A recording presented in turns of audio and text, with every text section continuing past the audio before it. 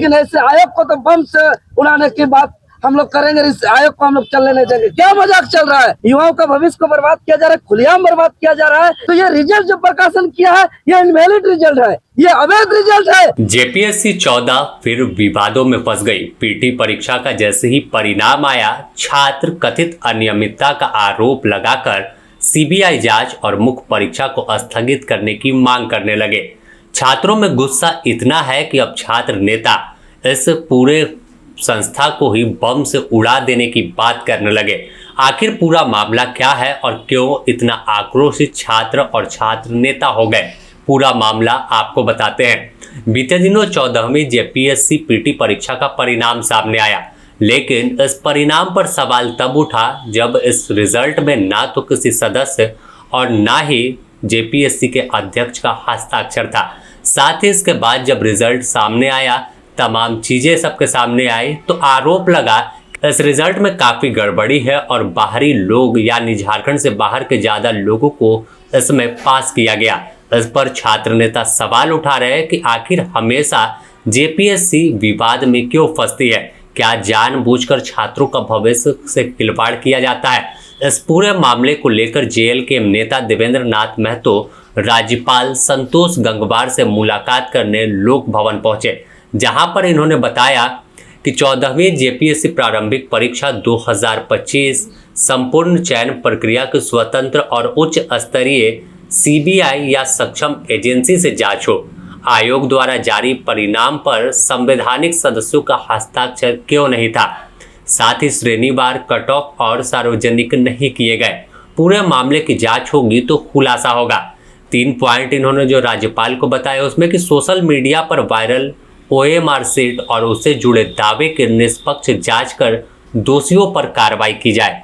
4 number point में उन्होंने कहा कि जब तक जांच पूरी नहीं होती और श्रेणीवार कट ऑफ जारी नहीं किया जाता, तब तक 18, 19 और 20 जुलाई को प्रस्तावित मुख्य परीक्षा तत्काल स्थगित की जाए। इन तमाम चीजों को लेकर उन्होंने साफ राज्यपाल से मांग की कि इसमें हस्तक्षेप करे और छात्रों के भविष्य को बचा ले। झारखंड के सबसे बड़ी संवैधानिक नियुक्ति संस्था जेपीएससी, जो 14वीं जेपीएससी पीटी परीक्षा फल जो अजूबा जारी किया है, इसमें झारखंड प्रदेश के लाखों आदिवासी मूलवासी छात्रों के भविष्य बर्बाद किया जा रहा है, वो तमाम मामला को लेकर के महामहिम राज्यपाल जी के पास पहुंचे थे।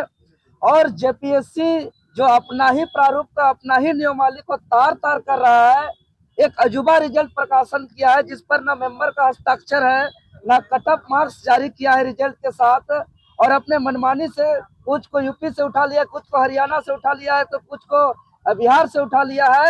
ये सारे मामलों को महामहिम राज्यपाल जी तक पहुंचाए और महामहिम राज्यपाल जी को त्वरित हस्तक्षेप करने के लिए आग्रह किए हैं, क्योंकि राज्य के लाखों युवाओं को महामहिम राज्यपाल जी से अपेक्षा है, उम्मीद है, विश्वास है, आशा है कि एक ऐसा जेपीएससी की हद पार कर दिया है कि हाईकोर्ट का निर्देश है कि कोई भी फॉर्म भरने से मिनिमम 45 दिन उसको परीक्षा का तैयारी करने का समय मिलना चाहिए, जो आयोग के चेयरमैन को इस बात का मालूम नहीं है।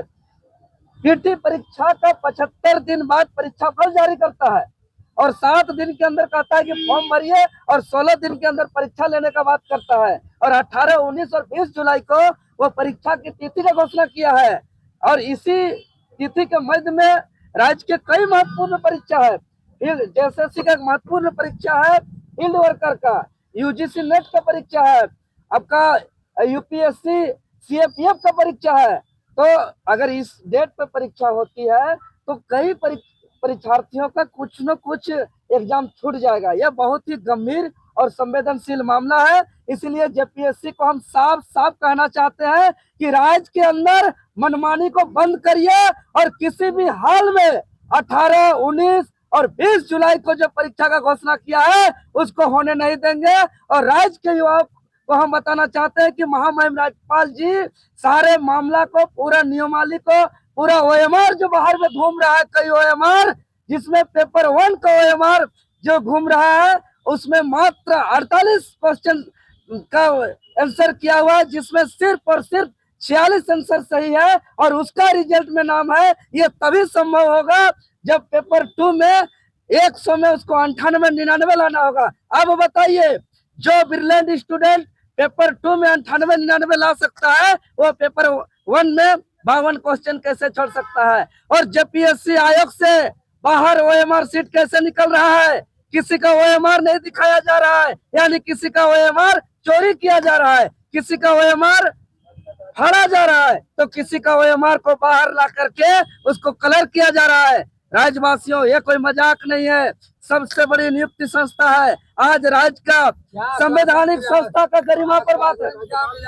महामहिम राज्यपाल जी वहीं पे हरा कलम निकाले और हरा कलम निकाल करके तुरंत कहे कि हम मुख्यमंत्री जी को कहते हैं और इसको तुरंत पेपर को आगे बढ़ाते हैं। लेकिन आप लोग छात्र यूनाइट हुए और इसको लेकर के संघर्ष करने का भी सलाह दिए हैं। और महामहिम मुख्यमंत्री जी को भी आप लोग भी अपने स्तर से उनको आग्रह करिए और इस पर जो है कि न्याय करने का बात करिए। आज मुख्यमंत्री जी से हम कहना चाहते हैं कि यहाँ के लोग आपको वोट दे करके आपको मुख्यमंत्री बनाए हैं, यहाँ के लोग आपको वोट दे करके आपको राज्य का सर्वोच्च कुर्सी बनाया है, आपका चेयरपर्सन है आप यहाँ के, और उसके बावजूद यहाँ के युवाओं का भविष्य को बर्बाद किया जा रहा है, खुलेआम बर्बाद किया जा रहा है। यहाँ नियमावली का तार किया जा रहा है। जेपीएससी आयोग का नियमावली करता है कि बिना मेंबर का अगर आप हस्ताक्षर किए रिजल्ट नहीं निकाल सकते हैं। तो ये रिजल्ट जो प्रकाशन किया है, ये इनवैलिड रिजल्ट है, ये अवैध रिजल्ट है। इस रिजल्ट को रद्द किया जाए, सीबीआई से जांच किया जाए और दोषी पदाधिकारी अधिकारियों पर कड़ी कार्रवाई किया जाए और पारदर्शिता से एग्जाम लिया जाए। चूंकि इसमें वीडियो आगे की रणनीति हम लोग महामहिम राज्यपाल जी साहब कहती है कि हम पूरा इसको आगे बढ़ाते हैं और तुरंत अपना रणनीति बताइए। अभी माननीय मुख्यमंत्री जी के पास हम लोग जाएंगे। अभी टाइगर जयराम महतो जी हमारे विधायक जी से भी हमारी बातें हुई और हम लोग सारे चीजों से अवगत करा दिए। विधायक जी साहब कह दिए है कि जेपीएससी को छोड़ना नहीं है, इस लड़ाई को लड़ना है और मुख्यमंत्री जी से वो भी बात कर रहे हैं, हम लोग भी अभी बात करने जाएंगे और इसको न्यायालय में भी लड़ेंगे और नहीं तो जेपीएससी का घेराव करेंगे। और वो पर भी ये जेपीएससी आयोग नहीं सुनेगी तो फिर ये लोग को लगेगा कि ये गैर कानूनी बात है, लेकिन ऐसे आयोग को तो बम से उड़ाने की बात हम लोग करेंगे। इस आयोग को हम लोग चलने नहीं देंगे। क्या मजाक चल रहा है? ऐसा आयोग का क्या जरूरत है? आयोग का सपना इसीलिए देखा गया था क्या? इसीलिए गठन किया गया था क्या कि ये लोग मनमानी तरीके से यहाँ सेटिंग करे? अरे सीडीपीओ का कुछ दिन पहले रिजल्ट आया, 20 महिला सीट आरक्षित था महिलाओं के लिए, 20 में 19 सिर्फ यूपी का है। सोनभद्र जिला का एक ही रूम पार्टनर 3 लड़की का है। यही जेपीएससी है। पाकुड़ में 4 सेंटर था, 4 सेंटर में एक भी स्टूडेंट का सिलेक्शन नहीं हुआ है। बहुत संदेह है, बहुत प्रश्न चिन्ह खड़ा होता है इस जेपीएससी पर।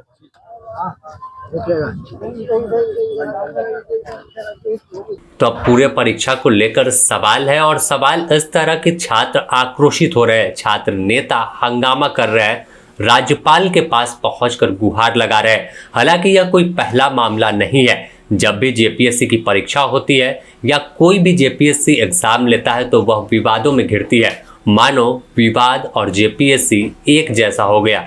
कई सरकार दावे करती है, इसके बावजूद कोई बदलाव इस संस्था में नहीं दिखता। बने रहें द न्यूज़ पोस्ट के साथ, इससे जुड़ी और भी अपडेट देंगे।